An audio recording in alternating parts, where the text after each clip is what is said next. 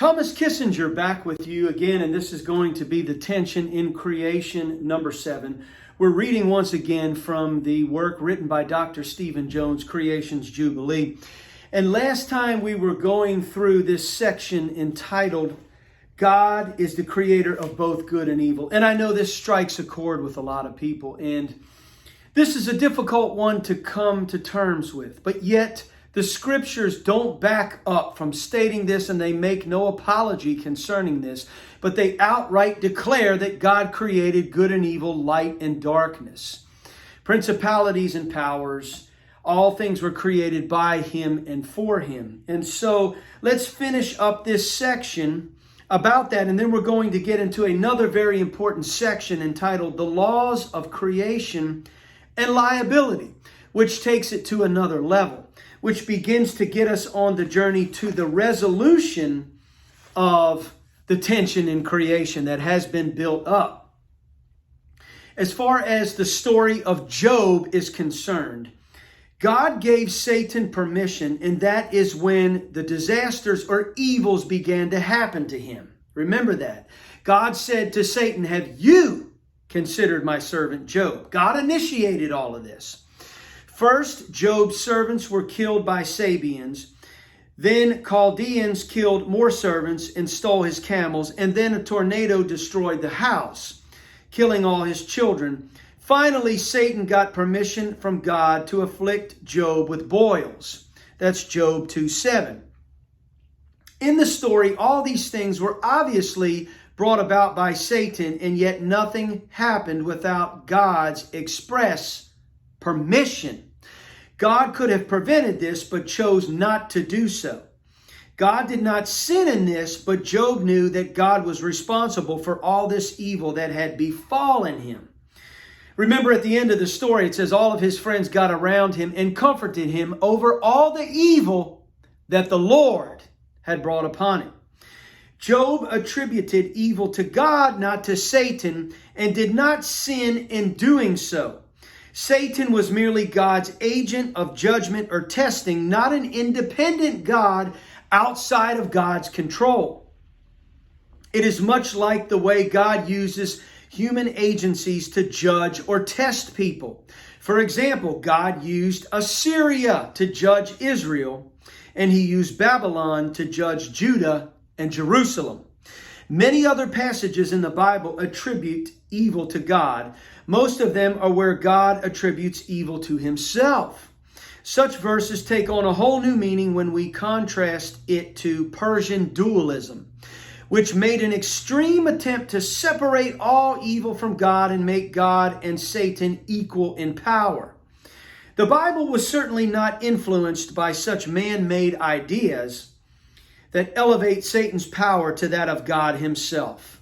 There are no other gods beside him. No one even comes close. And as we close that section out, heading into another one, ladies and gentlemen, we just have to come to terms with this. The serpent was the most subtle beast of the field that the Lord God had made. Job's friends got around him and comforted him over all the evil that the Lord had brought upon him. Isaiah 45 says that God created good and evil. In the book of Revelation, it tells us that he can lock up Satan so that he will deceive the nations no more. But then he looses him again. So if God can lock him up, why doesn't he lock him up right now? And if he locks him up, why does he unlock him later to go back out and to deceive the nations again? God has created all things, whether they be thrones or dominions or principalities or powers. All things were created by him and for him. There's no way around this, ladies and gentlemen. God is the creator of everything that has been created, but he's in control of it all, and he's going to use it for a good purpose in the end, just like in the story of Job, that he brought him to a place where his latter end was greater than his former. Now on into the next section, the laws of creation and liability. The book of Genesis knows only the overriding law of creation, which says that the creator is always greater than the creature. This is so because a creator owns and is responsible for that which he creates. Now let's hear that again, because that sets the tone for all of this.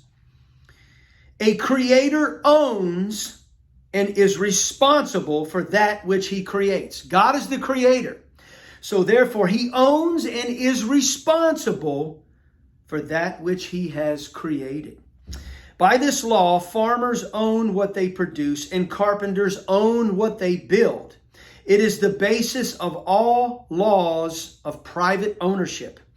Ownership is really little more than authority, because to own something means that a person has the authoritative right to use it as he sees fit. But with all authority comes an equal level of responsibility or liability. And so by this law, we find that men are liable for the actions of the animals they own. Exodus 22:5. If a fire destroys someone's property, the one liable is he who started the fire, for he is the creator and owner of that fire. Exodus 22:6. These liability laws are only derived from the original and more fundamental law of creation when used to determine liability.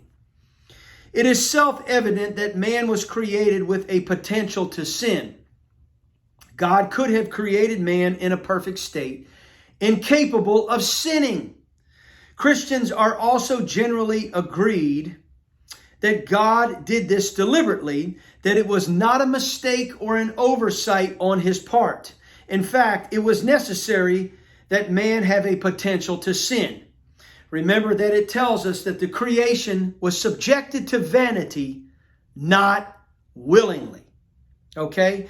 Ultimately, all of these higher, loftier matters concerning God, it's not about man's free will, his free moral agency.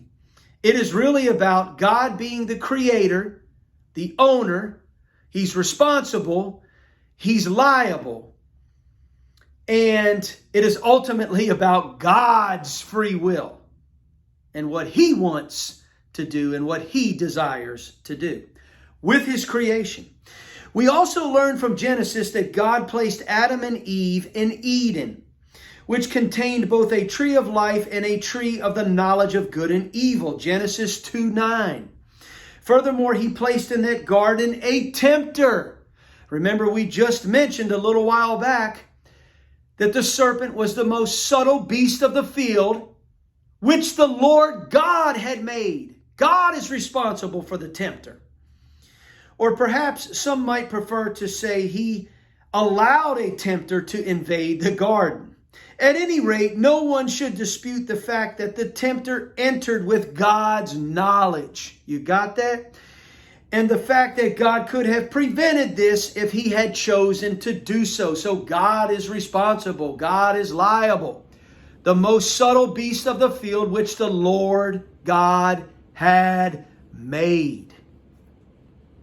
So God created man with the potential to sin, provided man with the opportunity to sin, and then allowed the tempter to provoke the sin. The book of Genesis tells this story without any thought of objection or argument. Yet if we study the divine law as given to Moses, we find some serious moral objections that must be overcome. Most Christians construct their philosophy of the origins of good and evil on the argument that God did not force Adam to sin, but only allowed it, and that such permission on God's part is necessary to preserve God's integrity and man's free will. This reasoning has some merit, of course, on the human level, as we have already explained. We appreciate the fact that people want to preserve God's integrity. However, the argument that God merely allowed the sin to occur does not really resolve the problem. It only reduces the problem. James 4:17 gives us a general principle of divine law that applies to this situation. Therefore, to one who knows the right thing to do and does not do it, to him it is sin. The fact is, we are our brother's keeper. If it is within our power to prevent our brother from being injured or from suffering loss in any way, and we do not help, we are liable for the loss. When applied to man whose goal is obedience to God's will, failure to keep this law is sin. When applied to God, however, it is a little different because he operates on boulema, which is the divine plan, the overall intention, the blueprint for history.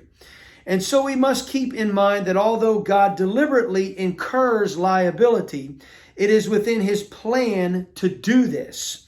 It is not sin to him so long as he does not fail in his overall purpose. This law on the prevention of evil is further expanded in the liability laws of Exodus 21. So in the next teachings, we're going to get into these laws of liability. But we have laid the groundwork that God is the creator. He owns what he creates, and he's liable for it. And whether it be good or evil, or the beast, the tempter, or man and his will and his potential inability to sin, God has factored all of this into his higher plan, his higher intention or purpose. But we're going to get into this and really see the nuts and bolts of these laws of liability in the next few teachings. So hang on. The tension in creation, we're heading toward the resolution. Yes, we are.